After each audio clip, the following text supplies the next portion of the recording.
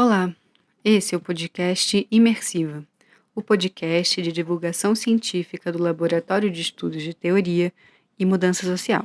Eu sou Bárbara Grilo e hoje eu recebo a pesquisadora Maria Clara Gama. A Maria Clara defendeu uma tese sobre a criminalização da homofobia no Congresso Nacional. E hoje a gente vai conversar sobre ela.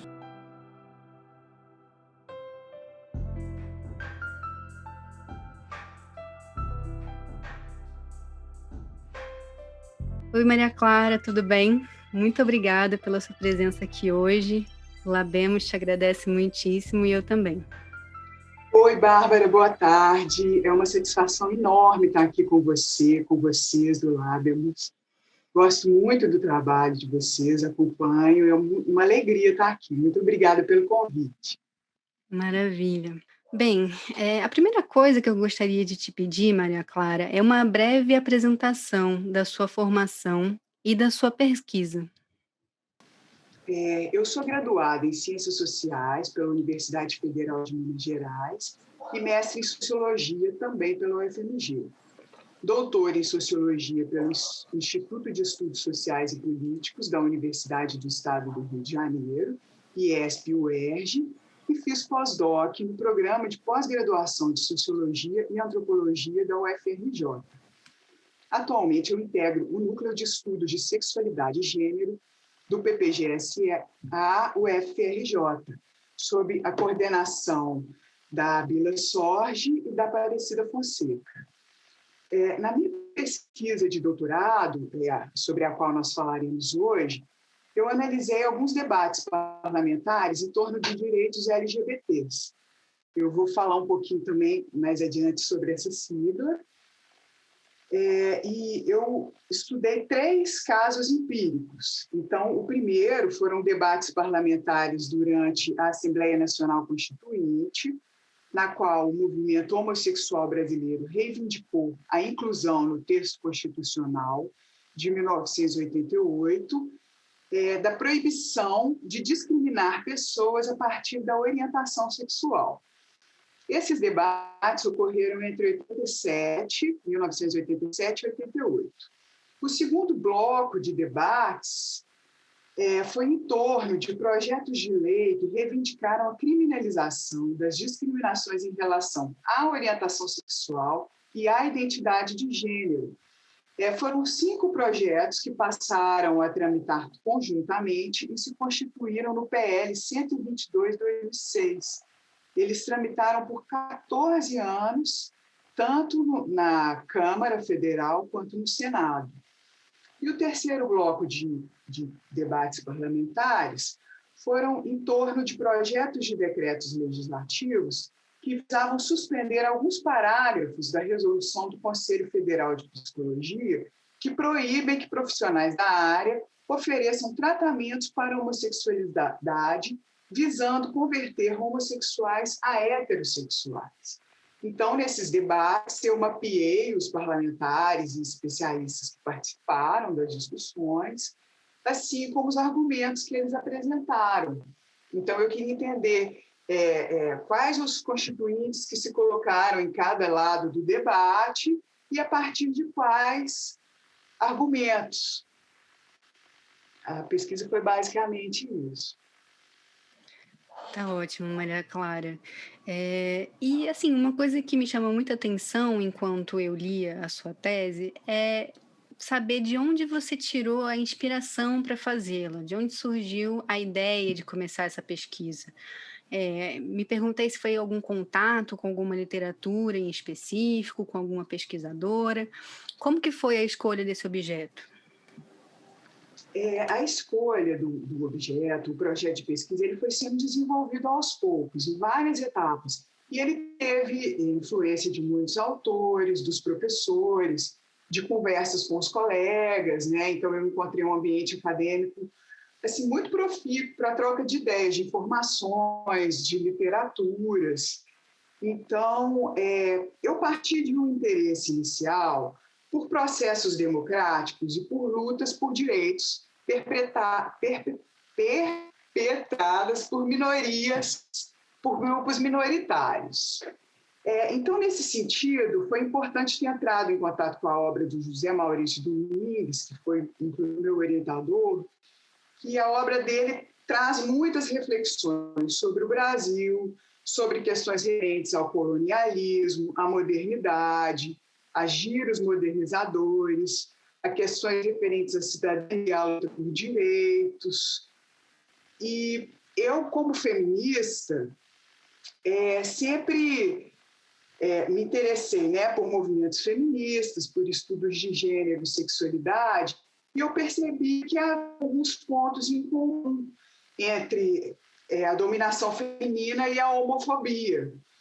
Mas ainda me faltavam elementos teóricos, referenciais teóricos, para entender melhor essas questões. E aí eu entrei em contato com a obra do Michel Foucault, especialmente a História da Sexualidade, em especial A Vontade de Saber, que é o primeiro volume, no qual ele fala sobre os discursos em torno da sexualidade, que foram contribuindo para criar, para normatizar e normalizar essas questões referentes à sexualidade.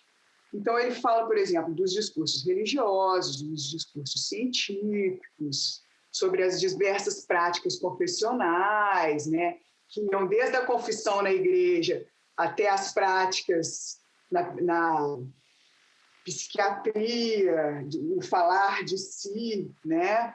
Então, ele fala também do surgimento da figura do homossexual, do aumento do controle sobre os corpos das mulheres. E, logo na sequência, eu entrei em contato também com a Judith Butler, o livro dela, acho que o mais famoso nessa área, que é o Problema de Gênero. Ela traz toda aquela questão da linearidade entre sexo, gênero e desejo. Então, tudo que escapa dessa linearidade, suposta correspondência entre o sexo, o gênero e o desejo, é visto como um desvio. E ela fala do binarismo de gênero, que é aquela ideia de que existem só dois gêneros, o masculino e o feminino, e que o masculino é hierarquicamente superior ao feminino. E tem também o Daniel Weiser-Lang, que também é um teórico queer, no texto Construção do Masculino, Dominação das Mulheres e Homofobia, ele traz a ideia do processo de socialização dos homens, no qual os homens assumem características relacionadas à virilidade. E aqueles homens que apresentem sinais de feminilidade ou mesmo comportamentos homossexuais são rebaixados e tratados como mulheres. E aí, a partir dessas leituras, eu fui fazendo uma ponte assim, teórica entre esses estudos feministas e estudos de sexualidade que me interessavam. E eu fui entrando nesses estudos sobre os movimentos LGBTs. Então, a sigla LGBT se refere a lésbicas, gays, bissexuais, travestis, transexuais. Atualmente, eu tenho empregado a sigla LGBTQIA+, porque inclui também, é uma sigla mais ampla, que inclui lésbicas, gays, bissexuais, travestis, transexuais, intersexo, assexuais e demais minorias sexuais. Então, inicialmente, eu ficava muito intrigada com as questões identitárias desses movimentos. Eu pensava, gente, são movimentos de minorias sexuais, mas são tão amplos. E eu sabia que tinham algumas tensões entre algumas identidades, por exemplo, entre lésbicas e gays, entre gays e travestis, inicialmente. Então, eu falava, como que essas identidades conseguem dialogar, se articular, definir agendas, definir pautas, repertórios de ação. Então, essas foram as minhas primeiras questões. E, nesse sentido, foi muito importante ter entrado em contato com uma bibliografia de movimentos sociais. Então, por exemplo, estudar o Alberto Melucci, que fala das identidades coletivas, por exemplo, o Sidney Terrell, que fala sobre os repertórios de ação dos movimentos, a Maria da Glória Gon, que traz estudos dos novos movimentos sociais, que são movimentos que reivindicam pautas identitárias, versus os movimentos sociais clássicos, que são os movimentos operários. Então, tem toda uma discussão, uma literatura nesse sentido, né? Por exemplo, Axel Honneth e Nancy Fraser falando sobre redistribuição e reconhecimento.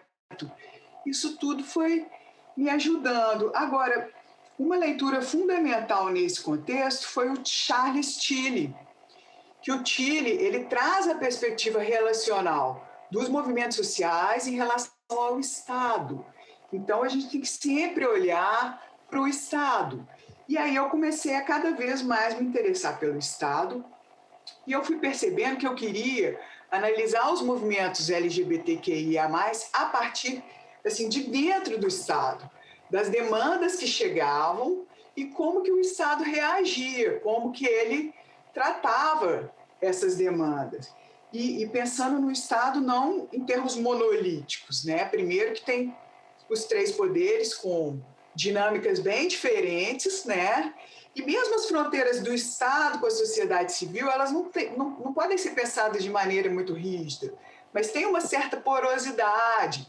Então, por exemplo, o representante do movimento social é eleito deputado, então ele entra no Estado e representa grupos. Então, pensando nessas questões. E um dos eixos também do estudo são os estudos legislativos, as dinâmicas do Congresso Nacional, e aí autores como Argelina Figueiredo, Fernando Limonge, Fabiano Santos me ajudaram nessas questões dos procedimentos, do dia a dia do Congresso, dos trabalhos legislativos. Como aquilo então, ali foi mais funciona, ou menos né? assim que eu fui chegando nessa questão. Desculpa te interromper, né, Maria Clara, mas não, de jeito nenhum, é isso, eu acho que é isso. para um entender processo. Total. Mas tá certo.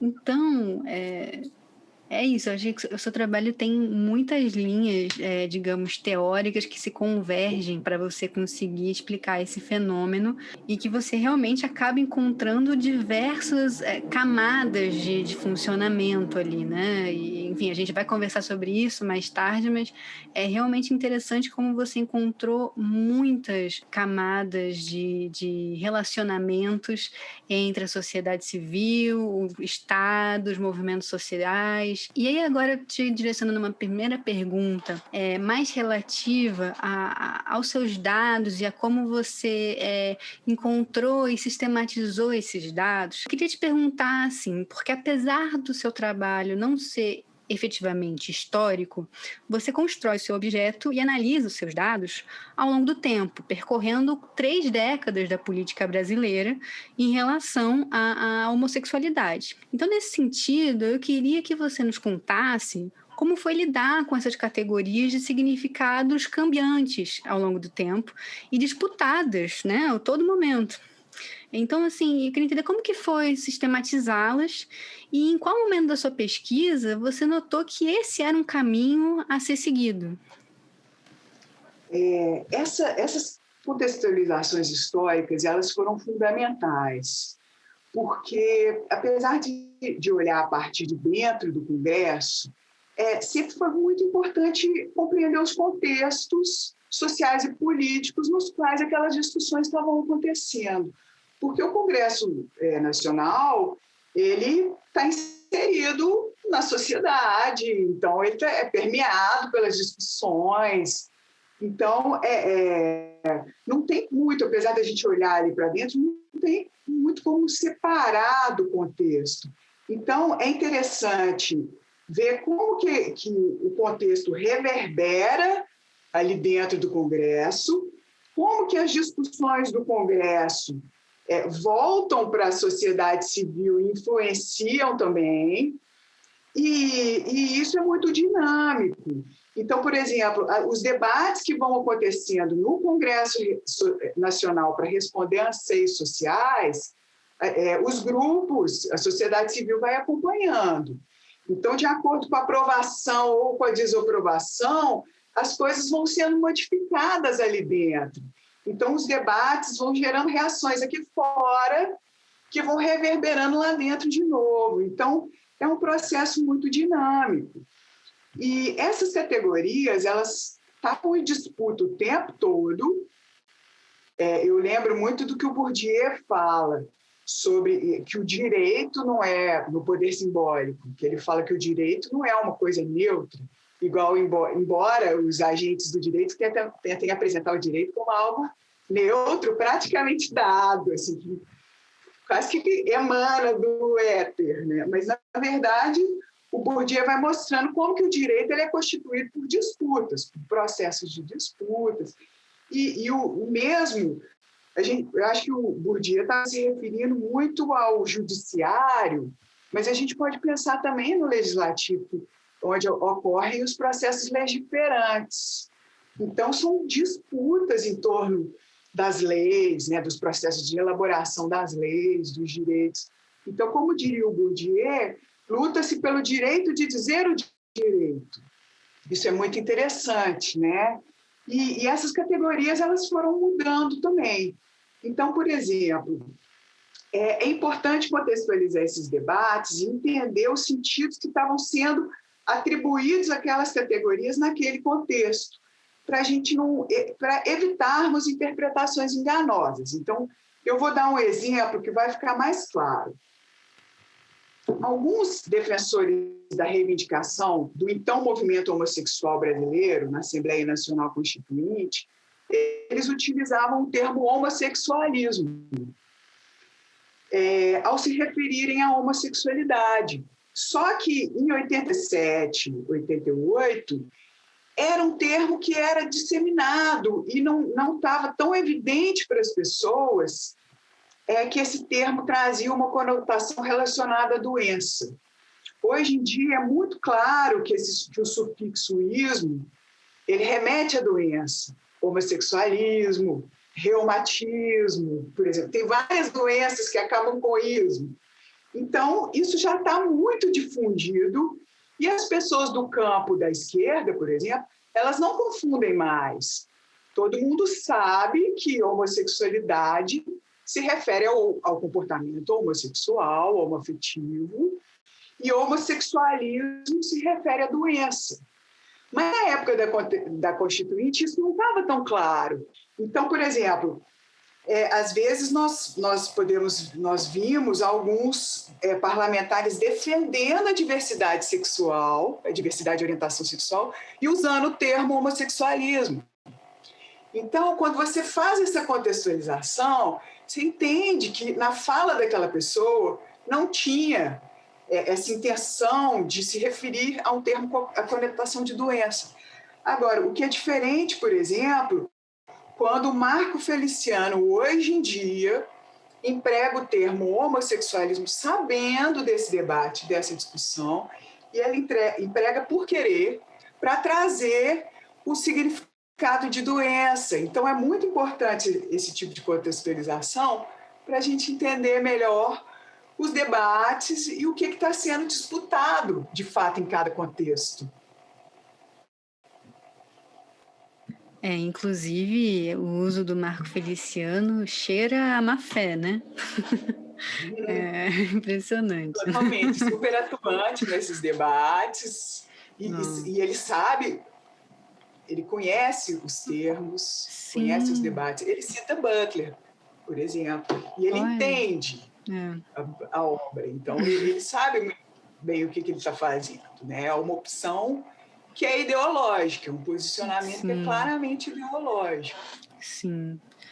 E ainda falando sobre essas categorias, você nos traz um elemento muito rico sobre a trajetória delas, ainda continuando nessa levada que a gente entrou. E embora você denomine a mobilização de categorias por parte dos evangélicos como conservadora, você também aponta para uma transformação das bases de expressão desse conservadorismo. Então, se ele antes se fazia valer por alguns argumentos mais moralistas e até mesmo religiosos, os conservadores da última década acabam mobilizando normativas jurídicas e constitucionais mesmo para embasarem o conservadorismo deles. E eu queria que você nos trouxesse, a partir da sua experiência, o que você acredita estar por trás dessa suposta modernização dos conservadores do Congresso brasileiro? É super importante nós falarmos, né, nessas discussões, falarmos sobre os evangélicos, porque eles têm sido, historicamente, os maiores opositores dos movimentos LGBTQIA+, no Congresso Nacional. É interessante destacar o seguinte, os movimentos das minorias sexuais, elas estiveram presentes, representadas na esfera política institucional pela primeira vez na Assembleia Nacional Constituinte. Mas eles não foram os únicos grupos que estavam ali pela primeira vez, né? Foi um momento super marcante, super importante para nós enquanto nação. Então, depois de anos de uma ditadura terrível, vários grupos se mobilizaram para participar da redemocratização e da elaboração do novo texto constitucional. Então, nesse momento, nós percebemos também uma mudança muito grande no comportamento dos evangélicos. Tem algumas autoras que falam sobre isso, por exemplo, a Cristina Vital, a Bruna Dantas também trabalham muito essa questão, como que os evangélicos mudam um jargão que era evangélico não se mete em política, para o jargão irmão vota em irmão. Então, eles perceberam assim, a predominância da Igreja Católica, né, eles já percebiam, e a movimentação dessas minorias sexuais para entrarem no Congresso. As próprias igrejas evangélicas vinham passando por um crescimento, um aumento do número de fiéis, então eles resolveram que era hora deles se organizarem e entrarem no Congresso. Não que não existissem políticos evangélicos antes, mas era diferente. Uma coisa era assim, a pessoa se candidatou, foi eleita, até a partir de outras bases eleitorais, e ela era evangélica. Poderia professar ou não a sua fé. Agora, é diferente haver uma organização das igrejas e falarem, olha, nós vamos lançar candidaturas, vamos aqui abrir os olhos dos nossos fiéis para eles se mobilizarem nessa luta política. Então, teve essa mudança. Eles pararam de achar que a política era uma coisa suja, mundana, que eles não poderiam se envolver, para terem uma postura mais pragmática, de entrar na política e lutarem também pelos direitos. Até porque, nesse momento, aí eu reforço a importância da contextualização histórica, os evangélicos, eles também eram minoritários, porque eles se sentiam perseguidos, e muitas vezes eles eram mesmo, num país majoritariamente católico, então eles queriam também fazer valer os seus direitos. Agora, é interessante que quando eles entram na política, quando eles ingressam na política em massa, assim, vamos dizer assim, na ANC, eles têm um comportamento muito espontâneo, muito genuíno. Então, eles tinham pouca experiência política e eles faziam discursos muito inflamados, muito emocionados. Eles ainda fazem esses discursos, mas assim, eles levavam a Bíblia, exibiam a Bíblia, apresentavam só argumentos religiosos, morais. Eles falavam, por exemplo, ao discutir as questões sobre a homossexualidade, eles citavam Sodoma e Gomorra. Então, eles eram alvos de chacota por parte dos outros parlamentares. Então, com o tempo, eles foram ganhando experiência política, foram sendo muito bem assessorados, porque tem muitos assessores competentes também, foram ganhando experiência, e eles foram percebendo que certos argumentos não estavam sendo tão bem recebidos. E aí, estrategicamente, eles foram mudando os argumentos, apresentando argumentos jurídicos, constitucionais, que são argumentos mais respeitados no Estado laico. Mas, assim, eu quero enfatizar que, como são debates que visam o convencimento da outra parte e aprovação de projetos e leis, Essa estratégia discursiva de mudar os argumentos, caso eles não estejam funcionando tão bem, não é uma característica, uma peculiaridade dos evangélicos. Todos fazem isso, inclusive as feministas, por exemplo. Então, nos debates assim, sobre a legalização ou a descriminalização do aborto, se num primeiro momento as feministas apresentavam o argumento do direito ao corpo, elas viram que não estava ficando muito bem essa argumentação e começaram a apresentar o argumento da saúde pública. Então, isso a gente pode ver, por exemplo, no texto da Rayane Mariano e da Flávia Biroli sobre essa questão das feministas, como que elas foram adotando argumentações mais estratégicas. Então, a gente vê essas mudanças com os evangélicos e eu, particularmente, vejo isso como, apesar de saber que é uma estratégia, é positivo, é um amadurecimento do debate se focar em argumentos que sejam jurídicos, constitucionais, mais de acordo, né, com o que é esperado na política institucional.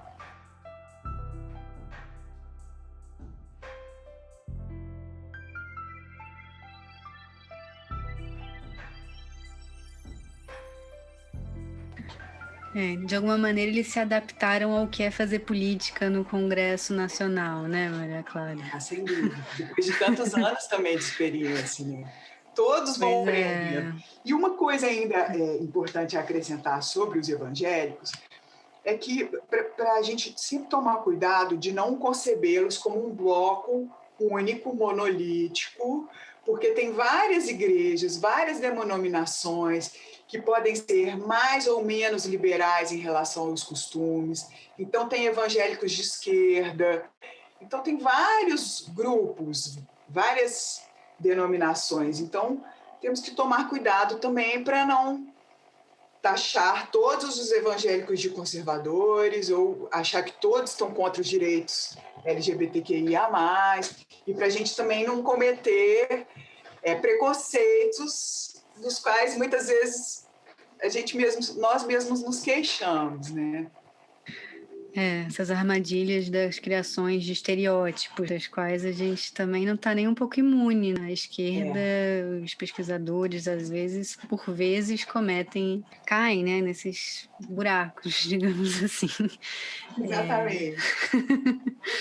Mas, então, assim, dando continuidade e somando ainda a essa questão, na sua tese, você descreve um intenso debate ocorrido na Assembleia Nacional Constituinte em 1987, quando começava-se a discutir a inserção de categorias como orientação sexual, diversidade sexual na Constituição, que se fazia naquele momento. E existe uma passagem paradigmática entre o parlamentar Ubiratã Spinelli, do PDS do Mato Grosso, e o João Antônio Mascarenhas, do Movimento Homossexual Brasileiro. Na Comissão dos Direitos e Garantias do Homem e da Mulher, coube à Subcomissão dos Direitos e Garantias Individuais o debate inicial do tema. Assim como na subcomissão anterior, houve nessa subcomissão o questionamento sobre a legitimidade de se debater a questão. O constituinte Ubiratã Spinelli, do PDS do Mato Grosso, afirmou que era necessário verificar até que ponto o tema seria pertinente à Constituição, pois, entre aspas, se o sujeito abordar direitos e garantias sexuais, isto aqui vai ser um festival gay. Não obstante tal questionamento, o representante do movimento homossexual brasileiro, João Antônio Mascarenhas, se pronunciou perante essa subcomissão, apresentando a reivindicação do MHB, no dia 30 de abril de 1987. Seu pronunciamento foi idêntico ao realizado na outra subcomissão no dia anterior. Após sua apresentação, iniciou-se um debate no qual constituintes o interpelaram sobre questões diversas e ele respondeu a todos. O primeiro a se pronunciar foi o Ubiratã Spinelli, do PDS do Mato Grosso, que demonstrou preocupação com o estilo de vida gay, que concebia como escandaloso e capaz de exercer má influência sobre os jovens, que estariam sendo levados à homossexualidade e ao uso de drogas. Sendo assim, defendeu que os gays deveriam ser mais comedidos, evitando agredir a individualidade alheia. Mascarenhas concordou que o comportamento de alguns homossexuais era inadequado, mas destacou que o mesmo poderia ser observado entre heterossexuais também, não sendo uma característica dos homossexuais desenvolverem comportamentos inapropriados. Esse é o trecho da página 96.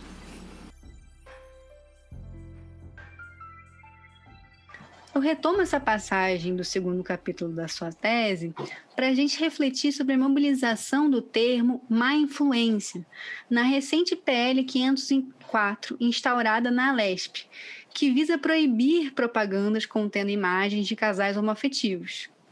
Como que você vê essas continuidades e descontinuidades dos repertórios sobre homossexualidade no âmbito legislativo brasileiro?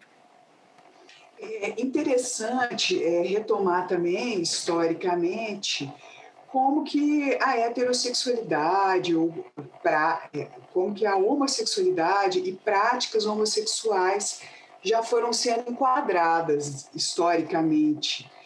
Então, práticas homossexuais já foram enquadradas como pecado pela Igreja.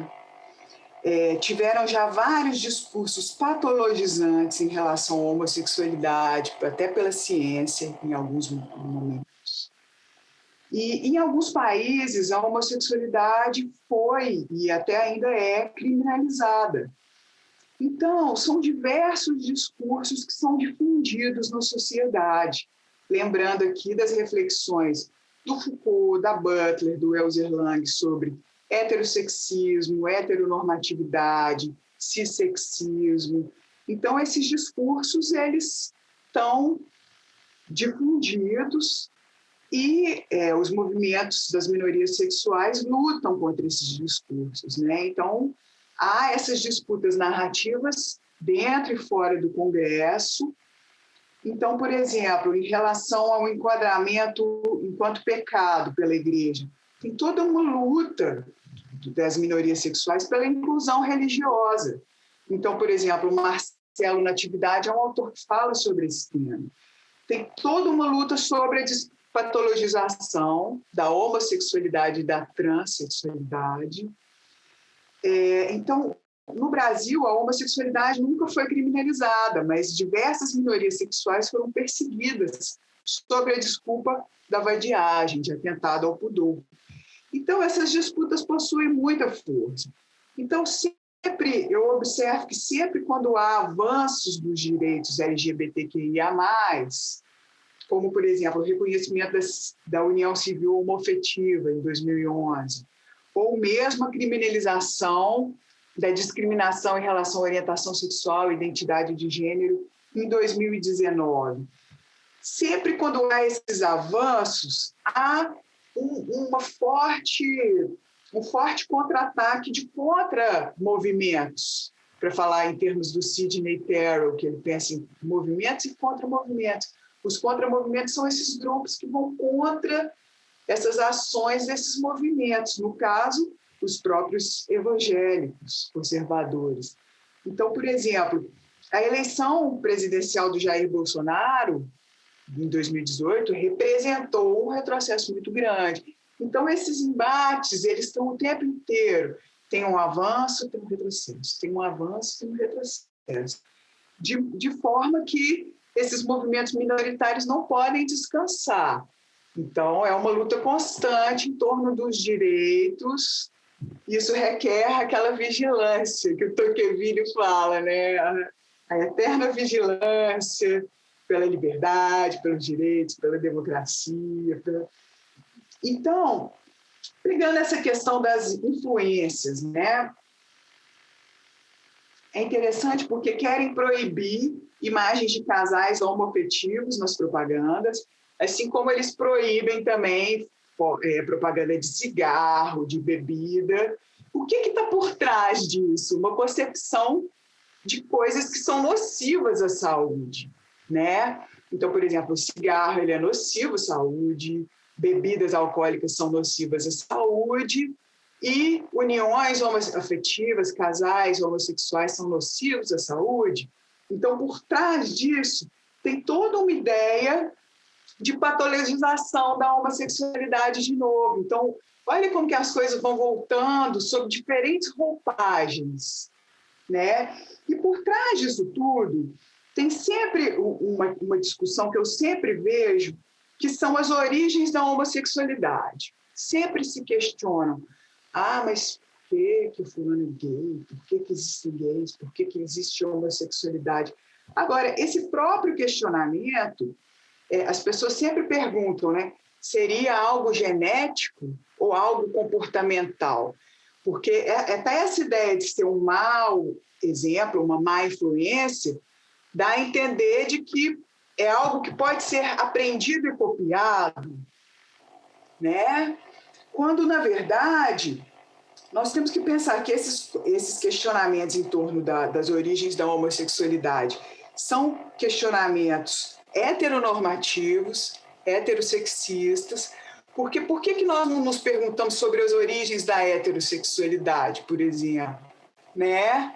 E as explicações que são dadas a esses questionamentos dessas origens, aí eu vou citar um texto do Peter Fry e do Sérgio Carrara, são sempre dois tipos de explicações. Ou essencialistas, a pessoa nasce gay, vai ser sempre gay, não tem outro jeito, que é até um tipo de explicação que agrada as minorias sexuais, porque elas se veem defendidas. Olha, eu nasci assim, então eu tenho direito de ser como eu nasci.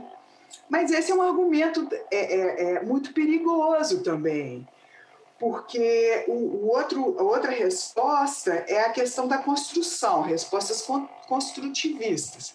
Então, se é um comportamento aprendido, aí o que os evangélicos falam? Se é aprendido, pode ser desaprendido, pode ser mudado.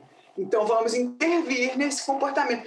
Então, esse tipo de especulação sobre as origens da homossexualidade, eu nunca acho que elas levam a lugares de tolerância, de respeito. Eu acho que elas sempre levam para interpretações que dão margem a cercear os direitos, a cercear personalidades, expressões, a diversidade. Então, sempre quando eu vejo essas discussões, é uma má influência, eu penso, gente, mas quais são as concepções que estão por trás, as concepções sobre a homossexualidade que estão por trás disso, né? Não, isso é muito interessante, né, Maria Clara? Porque é realmente o que essas duas concepções, tanto a essencialista quanto a construtivista, como você bem mostra, são perigosas e elas acabam dando, por mais que em algum momento elas sejam amenizadoras de uma dor social, digamos assim, para quem é LGBT. E aí eu entendo porque eu sou, então eu já passei por esses dois momentos, então eu já me identifiquei com essas duas narrativas, mas de fato são essas mesmas narrativas que abrem um espaço, uma margem de invasão, né? de ação sobre essa forma de se expressar, de sentir, de agir no mundo, que não tem nada a ver com isso, na verdade, né? Então Exato. aí acaba abrindo espaço para cura gay, para esses tipos de absurdos, exato. assim, né? Que realmente parece cada vez mais descabido, né? Então, por um lado, né? Essa argumentação apareceu muito nesses debates em torno de cura gay, se era construído, se era inato.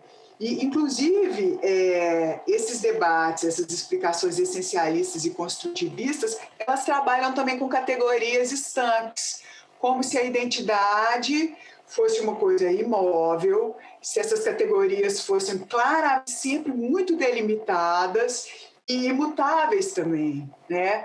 E o Peter Fry e o Sérgio Carrara citam aquele estudo do Kinsey, que foram relatórios muito longos, entrevistaram muitas pessoas para mostrar justamente como também que essas questões sobre a sexualidade elas são muito mais flexíveis do que essas categorias estanques. Então, ele mostra como que pessoas que se identificam como heterossexuais já tiveram experiências homossexuais ou homoafetivas ao longo da vida. Então, tem algum tipo de flexibilidade que essas categorias muito rígidas não conseguem abarcar, né?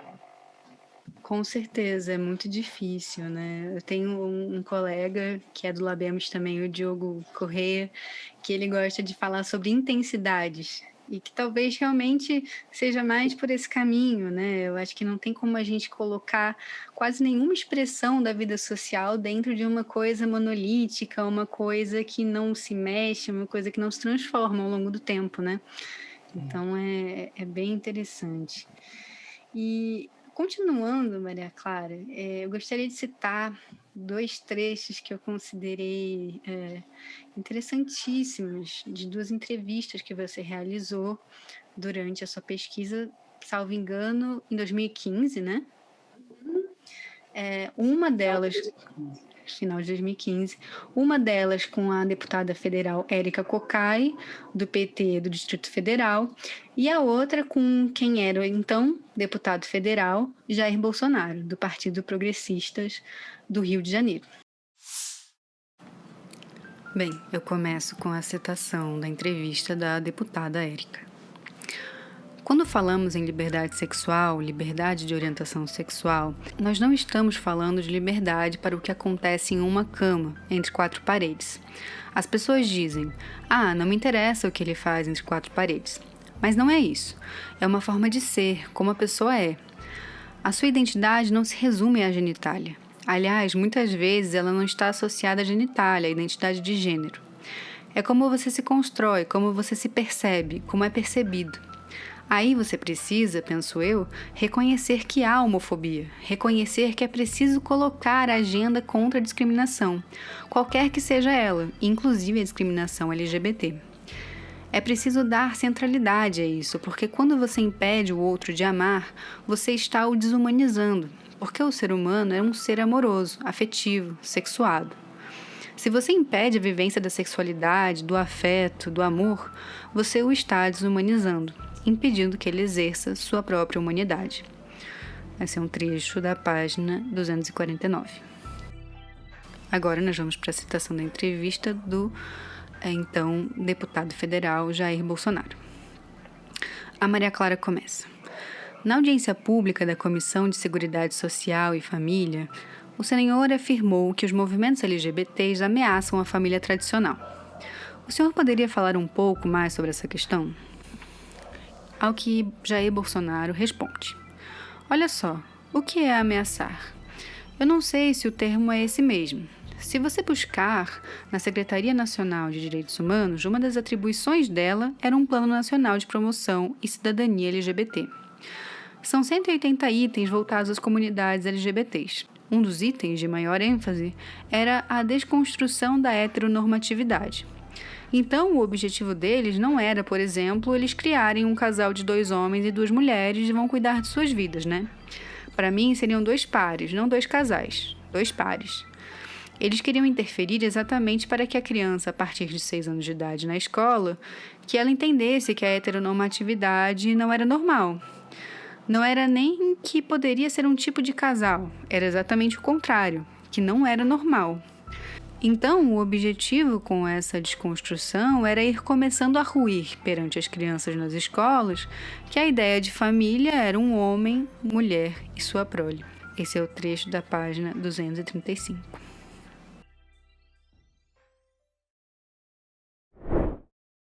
Falando um pouco mais sobre como foi fazer a sua pesquisa, eu gostaria de te perguntar como que foi circular por esse congresso que você retratou, entrando em contato com essas disputas sobre modos de ser, de estar, tão flagrantemente diferentes em relação à homossexualidade.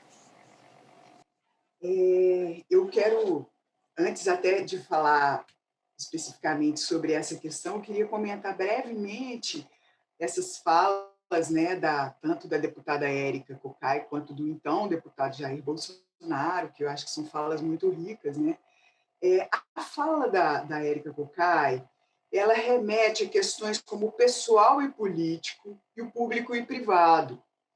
E essas questões perpassam também os movimentos feministas, é muito interessante, perpassam os movimentos das minorias sexuais, né, e os feministas. Quando a Érica Cocai disse que a questão não se refere ao que as pessoas fazem entre quatro paredes, ela chamou atenção para a luta por direitos. O direito de casais homoafetivos adotarem filhos, o direito de incluírem os companheiros nos planos de saúde, direitos como visita íntima nos presídios, direitos como vistos de estrangeiros no país, entre outros. Então, quando ela fala sobre essa questão, ela remete a todo um debate sobre o direito de ser, como o direito da personalidade, que é um dos direitos assim, fundamentais no Estado de Direito hoje em dia. Né? Então, é interessante pensar também que houve todo um trabalho de politização das questões LGBTQIA+, por parte desses movimentos. Então, o Bourdieu, já citei ele hoje, vou citar novamente, ele nos lembra, ainda no Poder Simbólico, que dos processos de transformação das insatisfações em demandas. Porque as insatisfações, os sentimentos de exclusão, de desigualdade, de estar à margem, eles não estão ali, não são automaticamente transformados em demandas de movimentos sociais. Então, tem todo um trabalho, o Bourdieu até fala que muitos advogados fazem no âmbito privado, né, falar com o cliente, olha, isso aí dá um processo, você tem direito. E o mesmo acontece com os movimentos sociais. Tem todo um processo de conscientização de que estão à margem de direitos, por exemplo, que eles possuem direitos, que eles têm que lutar pelos direitos. Então, há um trabalho nisso, um trabalho de articulação política. Então, as demandas elas não estão aí dadas a priori, né? Então, eu reparei também, ao longo da pesquisa, que os parlamentares que fizeram e que fazem oposição aos movimentos LGBTQIA+, eles têm toda uma política de despolitização dessas questões.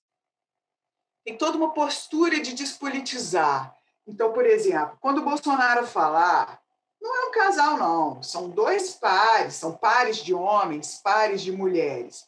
Ele está deslegitimando o relacionamento amoroso, social, sexual das pessoas, né?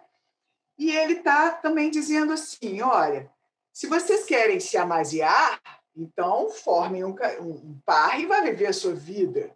Não vem aqui lutar por direitos. Então, isso é uma forma de deslegitimar as questões que são políticas, que estão sendo levadas para a esfera política. Então, é uma tentativa muito cruel de deslegitimar. Então, esses grupos, essas minorias sexuais, além delas lutarem pelos direitos, elas têm que ficar o tempo todo explicando que essa luta é importante, que elas estão alijadas dos direitos, que elas sofrem violências. Aí tem que mostrar os boletins, por exemplo, que o grupo gay da Bahia faz todos os anos sobre mortes violentas de LGBTQIA+.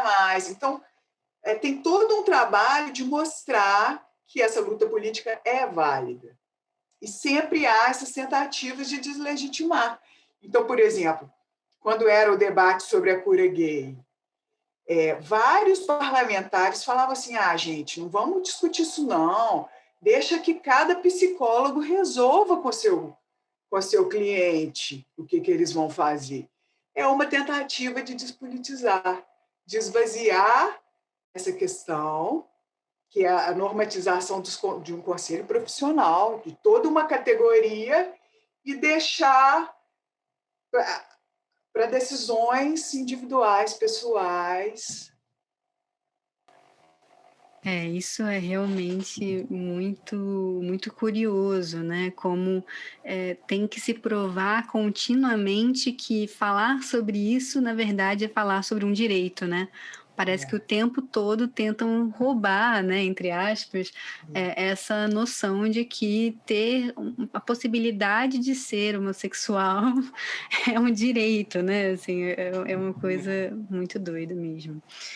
E seguindo a explorar um pouco desse contexto super polarizado que você traz na sua tese e que esses dois trechos da Érica e do Bolsonaro ilustram também, eu queria falar um pouco sobre como, no contexto que você traz para a gente, existe, de um lado, os evangélicos, os religiosos radicais, os políticos de direita e de extrema-direita, e, de outro, os movimentos LGBTQIA+, as congressistas feministas e os políticos de esquerda. Você pontua essa polarização como um elemento para a falta de êxito, na verdade, das propostas de criminalização da homofobia, mas também da própria anulação da resolução do Comitê Federal Comitê Federal de Psicologia? Conselho, Desculpa, Conselho Federal. do Conselho Federal de Psicologia.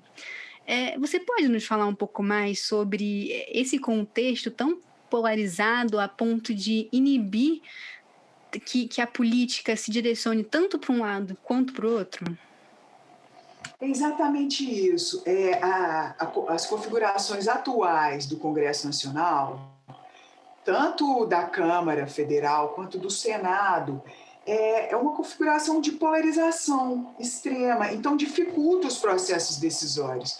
Então, a impressão que passa, e de fato não é apenas uma impressão, é que as questões não se desenvolvem. Tudo fica parado, tanto para um lado quanto para o outro. Então, por exemplo, a reivindicação do movimento homossexual na Assembleia Nacional Constituinte não foi aceita.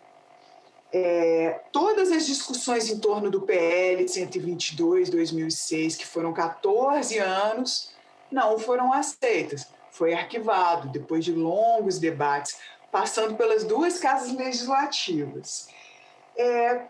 A questão da cura gay é um pouco diferente, porque tem uma questão técnica que muda um pouquinho, que é o seguinte: foi um projeto de decreto legislativo, e esses projetos de decreto legislativos são mecanismos do Poder Legislativo para conter supostos abusos do Poder Executivo, porque o Poder Executivo ele não só executa, ele tem capacidade de expedir alguns atos normativos que têm o mesmo poder de uma lei, embora não tenha hierarquicamente a mesma importância e durabilidade.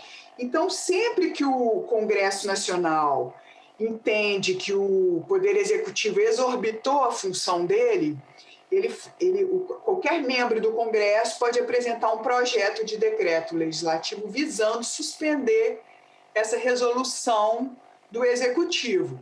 E nesse caso aqui específico, esse instrumento legislativo, depois de toda a discussão, se descobriu que ele não se aplicava ao caso em questão, porque foi uma resolução do Conselho Federal de Psicologia, que é uma autarquia autônoma. O Conselho não faz parte do Poder Executivo. Então, na verdade, não cabia sequer essa discussão. E aí a gente pode especular por que, então, será que quem entrou com esse projeto não sabia disso? Que, no caso, foi o Paes de Lira e depois o João Campos, que era presidente da Frente Parlamentar Evangélica.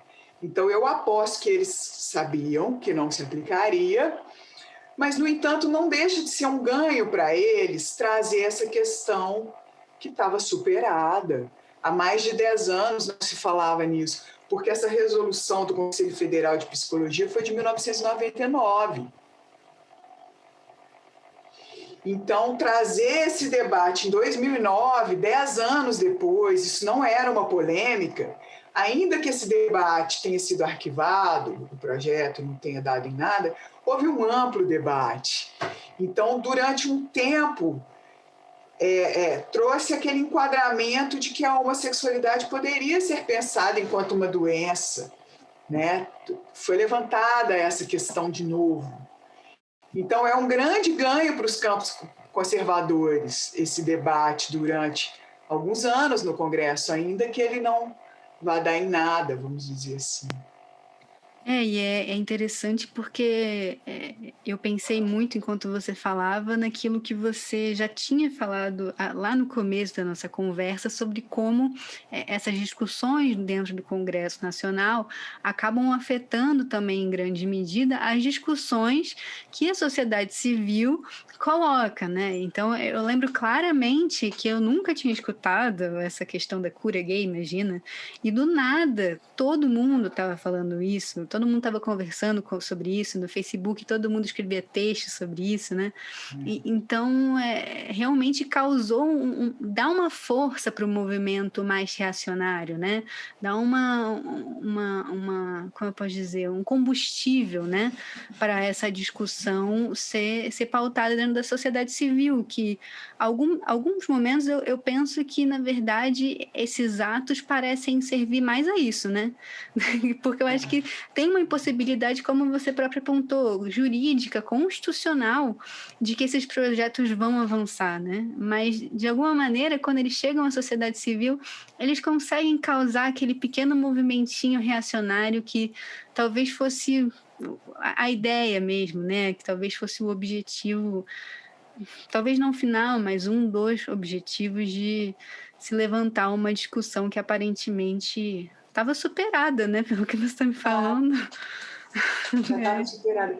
E dentro do que você falou, eu me lembrei de uma questão que é muito importante, que como que esses resultados dessas deliberações no Congresso, como que elas repercutem na vida das pessoas. Muito. Então, por exemplo, manteve-se a proibição de oferecer cura para homossexuais. Mas imagina se não fosse mantida essa proibição. Então, eu fico pensando que quando o Congresso legisla ou debate sobre isso, endossa os conhecimentos científicos de que a homossexualidade não é doença, portanto, não se pode oferecer cura para o que não é doença, para não mercantilizar a profissão e também para não causar danos aos pacientes ou clientes, né? Das terapias psicológicas. E se fosse o contrário? É como se o Congresso endossasse. Imagina se o Congresso delibera permitindo essa oferta. É como se o Congresso estivesse dizendo, olha, é uma doença sim, tem que ser curada. Imagina o efeito disso na vida das pessoas. E quantas pessoas não teriam efeitos nefastos, né?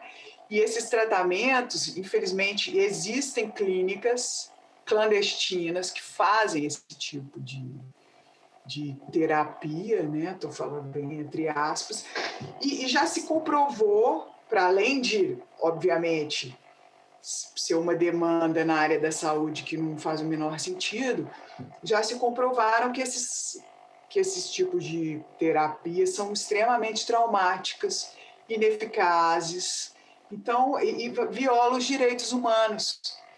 Então, é muito sério. E é fundamental que o Congresso mantenha as resoluções com base nas resoluções científicas também. E isso é uma coisa que eu acho que, para além dessa necessidade de se pensar a ciência quando se fala também, e aí incluso, óbvio, a ciência social, né, que muitas pessoas esquecem da ciência social, mas também a ciência social nessas discussões sobre criminalizações, sobre permissões, né, como é o caso do aborto, eu acho que também vem muito à tona, nesse momento, a questão do apagamento dos argumentos científicos em meio à pandemia, né? Não só relativos ao uso, por exemplo, de medicamentos que claramente já foram comprovadamente ditos ineficazes, né? mas diversas outras demandas, como violência contra a mulher, né, que deixou de ser comentado, né? São poucos movimentos sociais que ainda falam sobre isso, apesar dos números terem escalonado, né? Então é bem interessante como o Congresso também, em alguma medida, afasta-se dessas narrativas, desses postulados científicos, quando essa maioria, ou talvez esses grupos mais radicais dos evangélicos, da extrema-direita, assumem o poder efetivamente, né? É muito triste observar esse movimento. E aí agora, continuando, Maria Clara, eu queria que a gente falasse um pouco sobre uma questão que perpassa todo o texto da sua tese, que é a questão de como se pune, né, afinal de contas, quando você está discutindo a criminalização, né? Então, alguns deputados mostravam diferentes razões para que a homofobia não fosse enquadrada como um crime por motivos de práticas institucionais, né? Enquanto outros políticos achavam que a lógica punitivista, carcerária, não deveria ser implementada ao se criminalizar a homofobia. Então, eles achavam que, beleza, nós podemos criminalizar a homofobia, mas nós não vamos encarcerar essas pessoas, né? E eu queria que você contasse um pouco para a gente sobre como foi encontrar essas diversas formas de conceber punição dentro dessas discussões legislativas. Bom, essa questão do punitivismo surgiu nos debates, eu acho que é uma das questões mais delicadas dessa discussão, em torno do PL 122/2006. As penas foram consideradas muito severas e muito abrangentes, porque o que aconteceu? Foram 5 projetos que passaram a tramitar conjuntamente, porque isso é muito comum procedimentalmente no Congresso Nacional. Se tem algum projeto que é parecido com o outro, eles são apensados, eles começam a tramitar conjuntamente para se deliberar sobre os dois ao mesmo tempo. E isso aconteceram com 5 projetos. Então foi interessante que, por exemplo, um dos projetos falava só de orientação sexual, o outro falava de identidade de gênero. Aí juntou, aí ficou orientação sexual e identidade de gênero. Só que as penas também foram sendo juntadas. E esses 5 projetos viraram um projeto só, que foi o PL 122. Os 5 projetos tramitaram juntos na Câmara Federal. Quando eles passaram para o Congresso, eles se transformaram em um projeto só. E juntaram as penalidades. Então, por exemplo, a primeira proposição de lei era para estabelecimentos comerciais, não era voltada a pessoas físicas. Então, era o seguinte: se algum estabelecimento comercial destratar, discriminar uma pessoa LGBTQIA+, então terá uma multa ou o estabelecimento poderá ser até fechado. O outro projeto, ele já era voltado para pessoas físicas. Então, por exemplo, se um funcionário do Estado destratar uma pessoa devido a essas questões, ele pode perder o cargo. Então, no final, juntaram todo um leque muito amplo de situações criminalizáveis e juntaram todas as penalidades previstas em cada um dos projetos. Então, o PL 122 virou um projeto muito pesado. E tiveram opositores que falaram: gente, mas isso vai representar a morte civil do cidadão, porque ele pode ter o estabelecimento fechado, ele pode ser multado, o estabelecimento dele não pode entrar em licitações, isenções tributárias, por exemplo. A pessoa pode perder o cargo público e ela pode ter de 1 a 5 anos de detenção. Então, ficou muito puxado. E o problema muito grande é o seguinte: essa lei, essa criminalização foi incluída na lei dos crimes de ódio, que é a lei que criminalizou o racismo no Brasil, que é a Lei 7716/89. E é uma lei que com penalidades também muito severas. Então, o que acontece? Na prática, os operadores jurídicos, os casos de racismo, as pessoas ficam meio refratárias à aplicação da lei. Então, acaba sendo enquadrado como injúria racial, que as penalidades são mais brandas, só que são coisas diferentes. Então, ao incluir essa criminalização da LGBTQIA+ fobia na mesma lei que criminaliza o racismo, as penalidades são as mesmas também. Então, você não pode ter penalidades diferentes. Então, ficou muito pesado. E essa criminalização, como nós já discutimos, ela não foi feita no âmbito do Congresso Nacional, ela foi feita pelo Supremo, foi reconhecida pelo Supremo Tribunal Federal. Só que esse reconhecimento ele tem um caráter temporário. Quando o Supremo decidiu isso, o Supremo falou, olha, o ideal, essa decisão tem caráter temporário, o ideal é que essa questão volte a ser debatida no Congresso e que ou seja endossada essa decisão ou alguma coisa mude.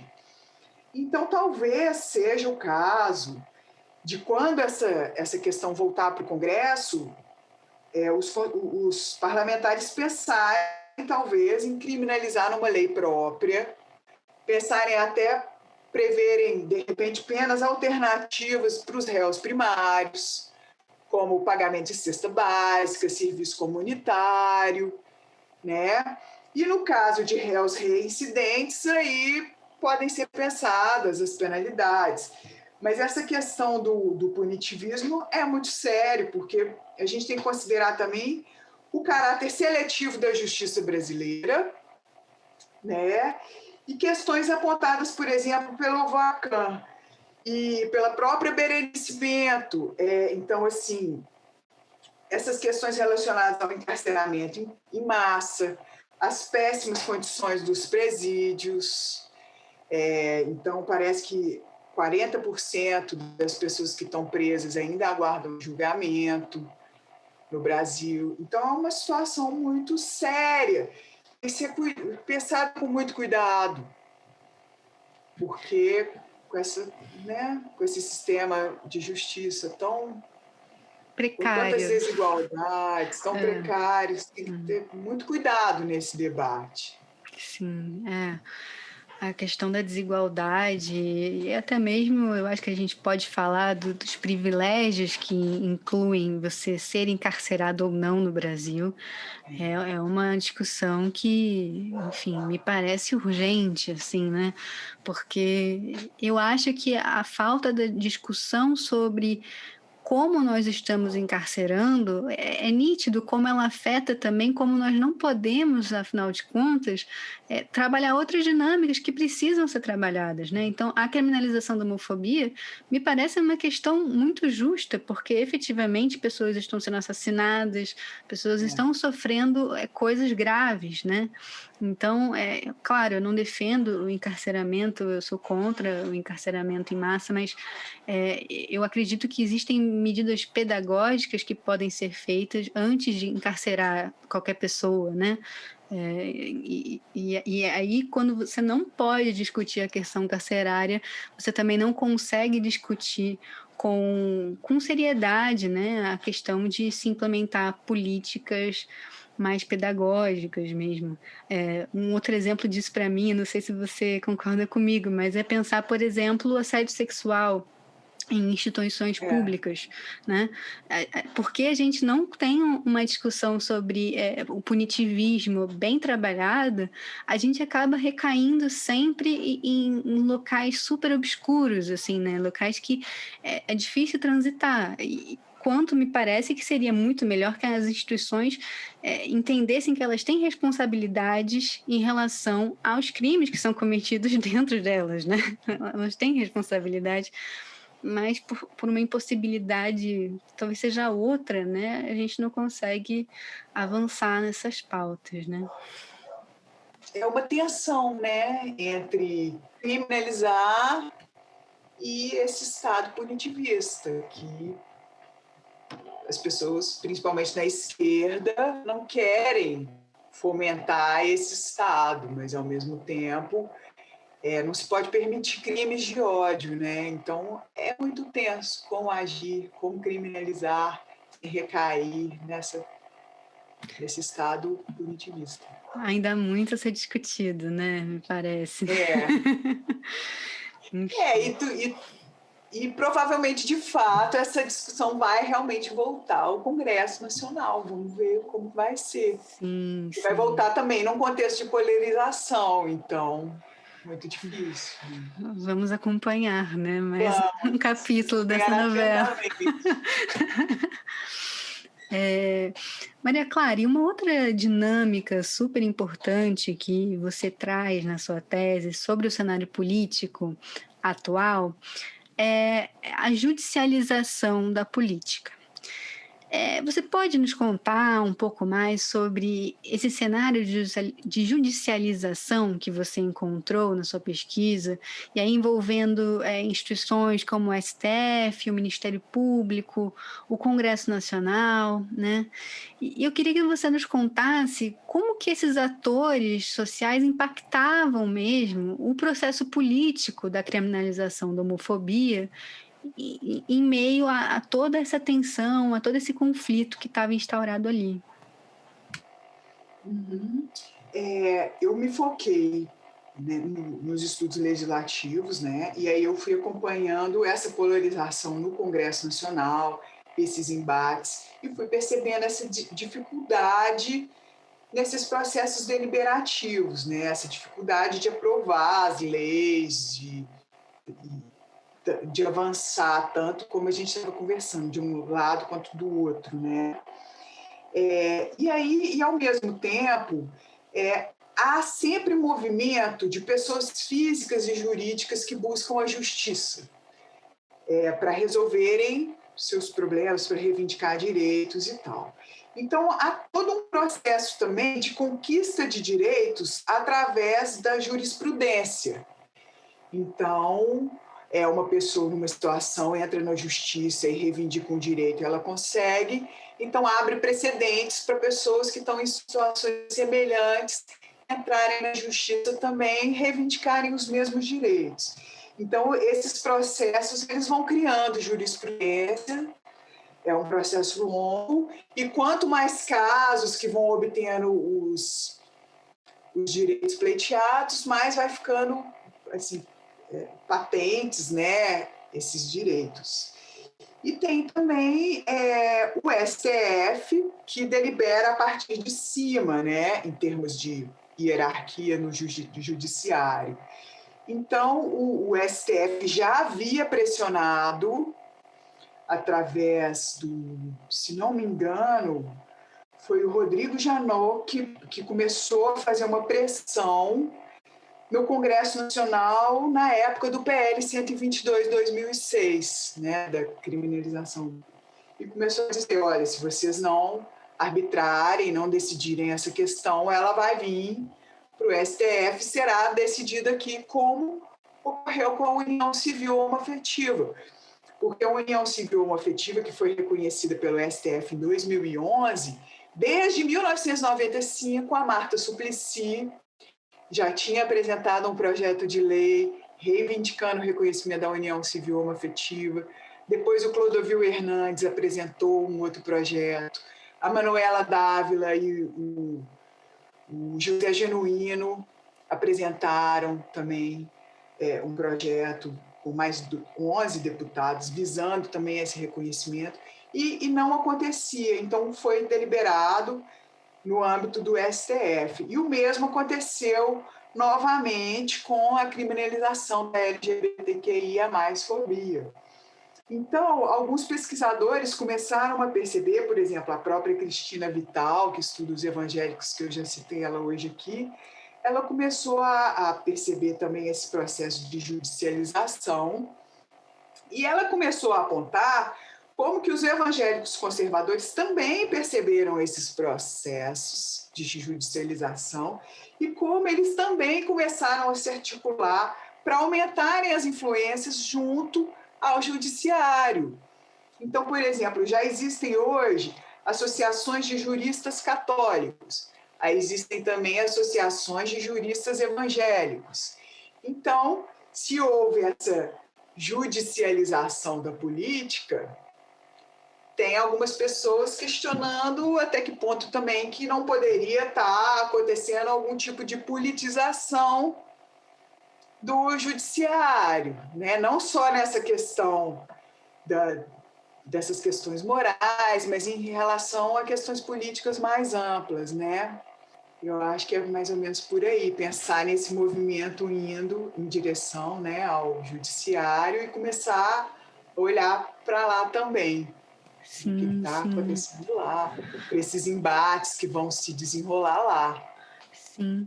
E é curioso, né, Maria Clara, porque a gente vê hoje um movimento muito forte desses evangélicos em direção a ocuparem cargos do STF, né? O próprio Bolsonaro ameaça continuamente que o próximo ministro dele vai ser terrivelmente evangélico, né? Então eu acho que tem toda algo que está se virando para o STF que eu acho que a gente nunca tinha visto antes, né? Tudo bem que eu tenho uma curta vida política, eu lembro de poucos fatos, assim, talvez mais propriamente do século XXI que eu me lembro, mas eu nunca tinha visto isso com tanta avidez, assim, né? Com tanta força, né? E aí agora, Maria Clara, acho que para finalizar, eu queria que você contasse um pouco para a gente como que foi, como está a sua agenda e como foi a sua agenda pós-defesa, né? O que você tem pesquisado, com quais temas você tem se conectado? Uhum. Olha, depois da defesa da tese, eu ingressei no NESEG, que é o núcleo da Bila, Sorge da Aparecida Fonseca, e tive contato com vários estudos sobre feminismo, gênero, muito interessantes. E em termos dos estudos das minorias sexuais, eu tenho também tentado acompanhar esse movimento da judicialização dessas questões. Então, eu estou iniciando alguns estudos sobre o processo de criminalização da LGBTQIA+fobia no STF. Quero analisar os discursos dos ministros, entender melhor os posicionamentos e as questões que perpassaram esse Incrível. tema, esses debates lá, porque, de fato, como eu me foquei no Congresso Uhum. Nacional, eu ainda não tive a oportunidade de me aprofundar nessas discussões no STF. Sim, Então, agora eu pretendo me voltar para esses debates. sim. Vai fazer o Por trabalho enquanto, completo.